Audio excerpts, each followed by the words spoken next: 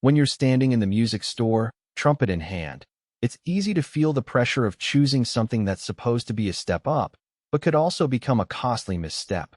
I'm not here to hype a brand name or a shiny finish.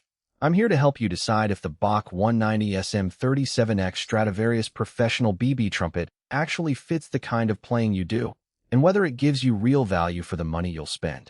Link is in the description if you want to check the product details on Amazon. First off, let's talk about the kind of player who usually reaches for a Bach professional model. You're probably past the beginner stage, have a solid grasp of basic technique, and you're looking for something that can handle both orchestral passages and solo work without constantly fighting the instrument.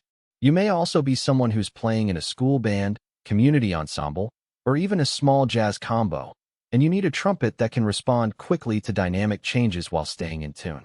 If you fit that profile, the Stradivarius 190SM37X is worth a closer look.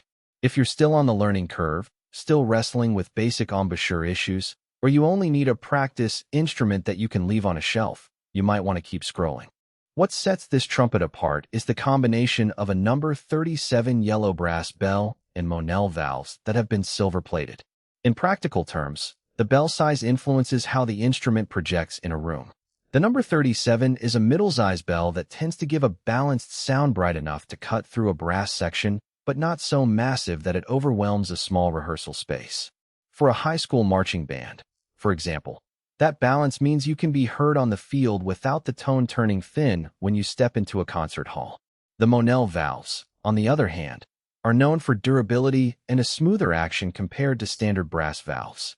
In day-to-day use, that translates to less resistance when you're running fast passages and a longer interval between valve oil changes. A small, but noticeable convenience for gigging musicians who can't spend hours tweaking their instrument before a show. The 25-inch Leadpipe is another design choice that matters once you start playing more demanding repertoire. A longer Leadpipe tends to give a fuller, richer tone, especially in the lower register. I've heard players describe that fullness as making the instrument feel more singable when they're holding long, lyrical phrases. If you play a lot of classical trumpet literature, think of Mozart concertos or Bach's Brandenburg trumpet parts. That extra resonance can help you stay connected to the music without forcing the air. Conversely, if you're mainly in a jazz setting where rapid articulation and bright attack are prized, you might notice a slight delay in response compared to a trumpet with a shorter Leadpipe. It's not a deal breaker, but it's something to be aware of when you audition for styles that demand instant bite. Now, let's get into the bore size. At 0.456 inches, this trumpet sits squarely in the medium bore category. That means it's versatile enough to handle the mellow warmth expected in orchestral settings while still providing enough edge for solo passages in a jazz gig. A real-world scenario. I spoke with a college principal trumpet player who swapped from a 0.459-inch bore instrument to the 0.456. He said the smaller bore helped him keep his intonation tighter on the upper register during fast, high-energy numbers, yet he still felt he could produce the big, open sound required for a big band lead line.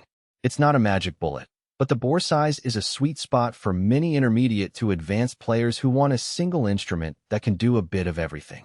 What about the downsides? The first practical weakness is weight. The combination of a yellow brass bell and the extra material in the Monel valves makes the trumpet a bit heavier than some competing models. For a player who has to stand for long rehearsals or carry the instrument between multiple gigs, that extra ounce or two can start to feel noticeable after the third or fourth hour. It's not a structural flaw, just a trade-off between durability and portability. Another point to consider is the cost. Bach's professional line commands a premium, and while the build quality and tone justify the price for many, it may stretch the budget of a student who is still figuring out whether they'll stick with the instrument long-term. If you're on a tight budget, there are other reputable brands that offer decent tone with a lighter feel at a lower price point, though they might not have the same level of valve longevity. A hidden trade-off that's easy to overlook is the silver-plated finish on the valves. While it adds a sleek look and a bit of corrosion resistance, it also means you'll need to be a tad more careful with cleaning. Silver can tarnish if exposed to moisture for prolonged periods, so you'll want to wipe down the valves after each session and store.